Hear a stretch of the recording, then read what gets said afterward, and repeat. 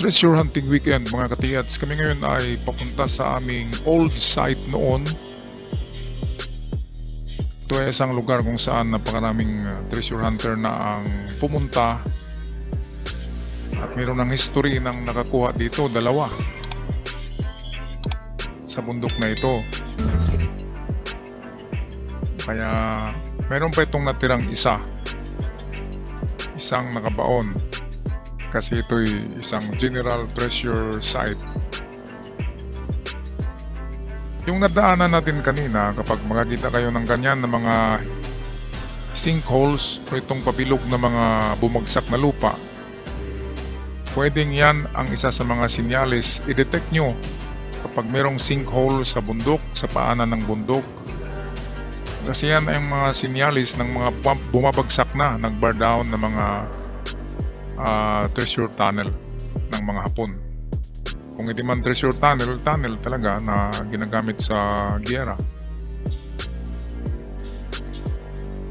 Okay, so eto na kami.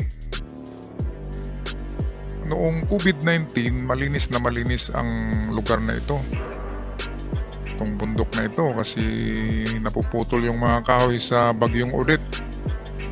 Ngayon, ang sukal-sukal na, hindi na natin makikita yung mga ginawa kong marker noon. Kaya remapping ang gawin namin. Pero familiar pa rin sa akin ang mga contour ng lupa. Kaya sigurado ako na ito yung na lugar. Okay, kaya amin muna i-locate using dowsing and pendulum.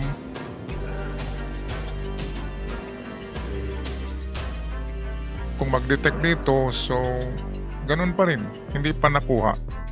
Kasi tagal na yun, COVID 2019, 2021, 23, almost 4 years na ang nakaraan. Malaki na ang pinagbago ng bundok, kaya mahirap na talaga. Mahirap na hanapin. Mabuti nga lang ay narito pa rin ang mga kasama ko. Mga ano na ito, mga wakwak na, mga ungo sa treasure hunting. Kung sa layman's term ay baliw. Mga baliw. Ayan si The Pendulum Man. Sa kanyang pendulum, meron pa ring hatak. Humahatak pa rin ang aura.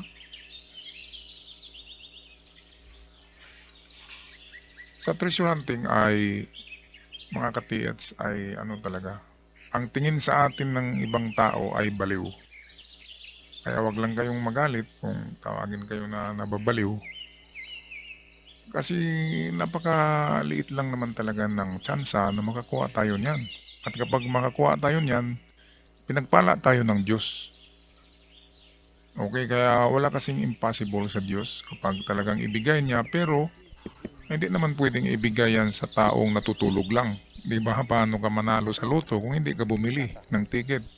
Paano ka makakita ng Yamashita Treasures kung natutulog ka lang palagi? At hindi ka umakyat ng bundok, hindi ka naghukay, hindi talaga ibibigay sa iyo ng Diyos. Kaya kung ano man ang itinanim natin, ay siya ring ating aanihin. Kung palagi tayong naghanap, ay bibigyan tayo isang araw. At sana ang isang araw na yan ay ngayong taon lang na ito. Kasi ang tagal-tagal na kasi natin, di ba, mga katiyats? 2019 ako mag-umpisa, nag-vlog nito. At hanggang ngayon, nariyan pa rin ang iba sa mga subscribers ko. Nandyan pa rin sila, nanonood pa rin at aktibo. Kaya sa bawat video ko ay meron akong binibigay ng mga tips ng mga magagandang gawin kapag nandyan kayo sa kabundukan.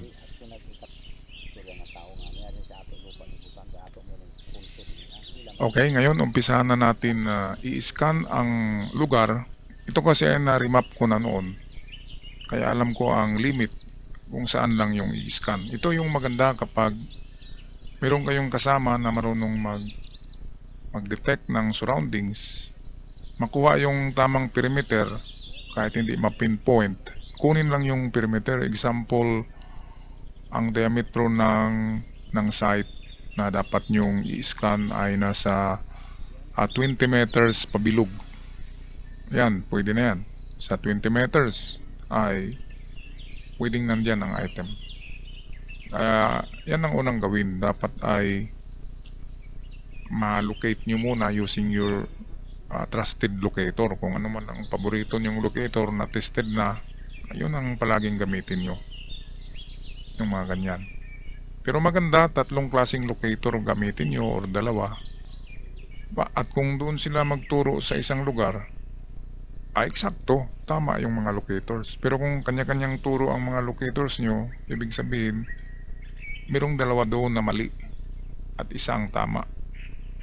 Kaya maganda ay magkapareho ang detection ng mga locator, at yung na-detect na area ng locators, yun na yung susuyurin ng scanner tulad nitong ginawa namin. Yan. At posibleng matamaan talaga. Ngayon sa ko dito sa scanner, kasi palagi to namin ginagamit, ay dapat dahan-dahan pala ang nito. Yung hagod niya, dahan-dahan lang. Kasi kung bibilisan mo ay hindi niya makonect. Pag natamaan niya kasi yung item ay parang siya, yung radar ng eroplano na jet fighter. Kapag natamaan yung kalaban ng site, mag-lock yung crosshair. Parang ganito rin pala itong LB16. Kapag na-lock niya yung object, matamaan niya na, ay automatic na mag-connect siya at babasahin niya na ang mga value. Sa scale niya ay nandyan ang value, biglang tataas yan. Kaya dito nasisira na yata itong proton elec namin. Ayan umabot sa 31,000 ang reading. Kaya pati proton elec sira na, nabaliw na rin sa pag-detect niya. Kasi karamihan, ang dami-daming pinuntahan namin, mga nasa 20 sites na, karamihan ng reading ng mga minerals ay mag-umpisa yan sa 2,000, 3,000, and yung pinakamalakas talaga ay 3,500, at kapag metallic na, mag-umpisa na yan sa 5,000. Bihira ka lang makadetect ng lupa na mayroong 5,000 reading sa proton elec. Alam yan ng may mga hawak na proton elec. Ngayon, kung makapag-detect ka ng 8,000 on your scale, sa scale reading niya, 8,000 ay sobrang-sobra na yan sa metal. Ang 31,000, that is dream come true. 31,000 reading, hindi mangyari yan. Kaya palagay ko sira itong aming scanner. Sira ito, ayan pati yung kanyang LED system umiilaw lahat. At nakapag high pitch na nang sumisigaw na yan. 31,000K ang reading sa scale, kaya out of this world. Something is wrong with our proton elec. Baka ibalik namin to sa Turkey. Sobrang mali. Okay. Kahit sinong may hawak ng proton elec, hindi maniniwala. Naaabot talaga yan sa 30,000. Hindi yan naaabot. Kasi kahit metal, dinetect namin, binaon namin ng metal, nasa 5,000 lang talaga. Yung refrigerator, ibaon nyo yan ng 5 buwan. I-detect nyo uli, ang reading yan 6,000 lang or 5,000. Kaya ganyan. Ang 30,000 ay hindi mangyari sa inyong proton elec. At kapag mangyari yan, ang tatamaan nyo ay sobrang daming precious metals. Which is, I think, hindi mangyari sa panahon na ito. Kaya okay na rin.